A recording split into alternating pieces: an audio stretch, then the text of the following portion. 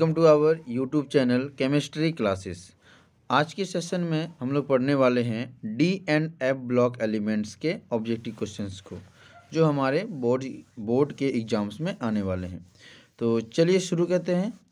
Question number 1 है हमारा, T के निम्नलिखित विभिन्न ऑक्सीकरण अवस्थाएं हैं जो टाइटेनियम है, जो कि एक डी ब्लॉक का तत्व है।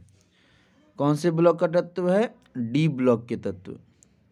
जो हमारा डी ब्लॉक का तत्व होता है वो आवर्त सारणी के कौन से वर्ग में है? वर्ग संख्या 3 से लेकर वर्ग संख्या 12। ध्यान से सुनिएगा, वर्ग संख्या 3 से वर्ग संख्या 12 के तत्व जो होते हैं वो डी ब्लॉक के तत्व कहलाते हैं। तो जितने भी डी ब्लॉक के तत्व हैं वो सभी जो ऑक्सीकरण अवस्था प्रदर्शित करते हैं वो परिवर्ती करते हैं, यानी शुरू में उनका ऑक्सीकरण अवस्था बढ़ता है, फिर बाद में जाकर रुक जाता है, फिर अचानक घटता है। तो जो हमारे डी ब्लॉक के तत्व हैं उनका जो ऑक्सीकरण अवस्था है वो भी टाइटेनियम का वो +2 भी होता है, +3 भी होता है और +4 भी होता है। तो हमारा जो आंसर होगा वो ऑप्शन नंबर हो जाएगा सी। नेक्स्ट क्वेश्चन की तरफ आगे बढ़ते हैं हम लोग।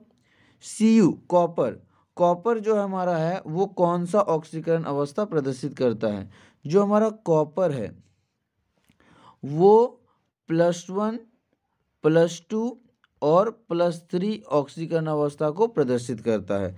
तो हमारा जो ऑप्शन हो जाएगा वो ऑप्शन नंबर हो जाएगा सी।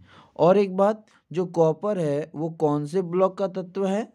बिल्कुल सही, डी ब्लॉक के। कौन से ब्लॉक के? डी ब्लॉक के तत्व का। नेक्स्ट क्वेश्चन की तरफ आगे बढ़ते हैं।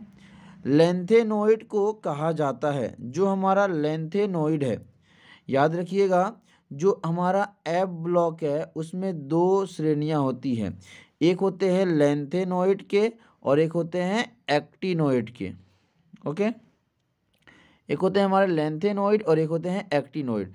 तो जो लेंथेनोइड के तत्व हैं, जो हमारे लेंथेनोइड के तत्व हैं वो सभी अंतः संक्रमण तत्व कहलाते हैं। कौन से तत्व कहलाते हैं? अंतः संक्रमण तत्व। नेक्स्ट क्वेश्चन की तरफ हम लोग आगे बढ़ते हैं। Pr, जिसकी परमाणु संख्या जो है 59 है।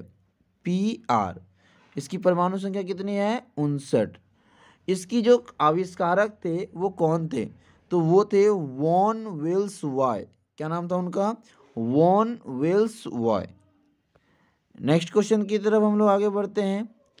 Ce से Lu तक जाने में परमाणु संख्या बढ़ने से आयनिक त्रिज्या नियमित रूप से घटती है।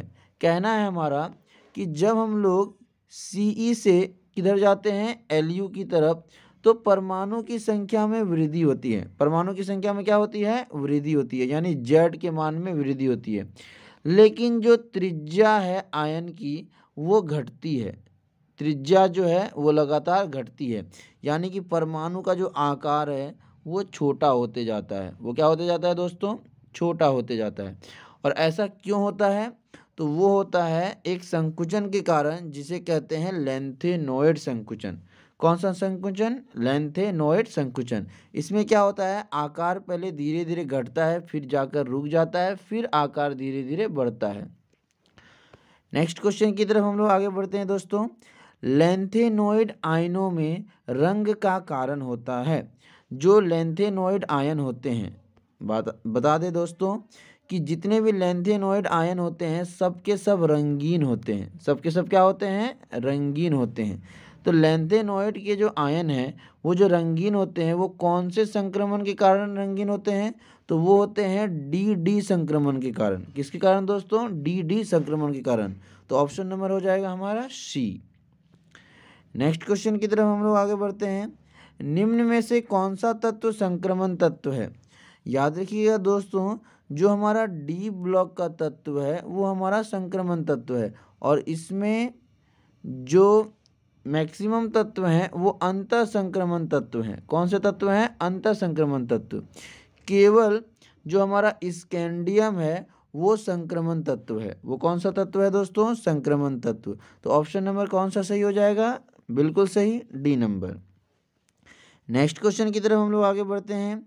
संक्रमण तत्वों की कुल ज्ञात श्रेणियां हैं। हमारा जो संक्रमण तत्व है, कौन सा तत्व? संक्रमण तत्व, जिसके गुणधर्म हमारे मैच करते हैं। जो हमारा संक्रमण तत्व है उसकी कुल कितनी ज्ञात श्रेणियां हैं? तो उसकी जो श्रेणी हमें ज्ञात है वो 3 श्रेणी ज्ञात है। कितनी श्रेणी ज्ञात है दोस्तों? 3 श्रेणी। तो कौन सा हो जाएगा ऑप्शन हमारा? Option number C. Next question की तरफ हम लोग आगे बढ़ते हैं। संक्रमण धातुओं की पूर्ण श्रेणियां, यानी टोटल जो संक्रमण धातु की, किसकी?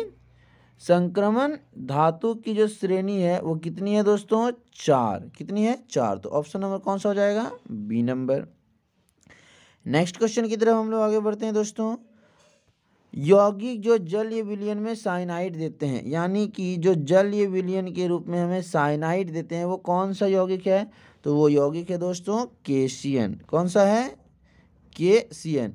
जो केशियन है उसका जो जलीय विलयन है उससे हमें क्या प्राप्त होता है? साइनाइड प्राप्त होता है। नेक्स्ट क्वेश्चन की तरफ आगे बढ़ते हैं हम लोग। Question number 11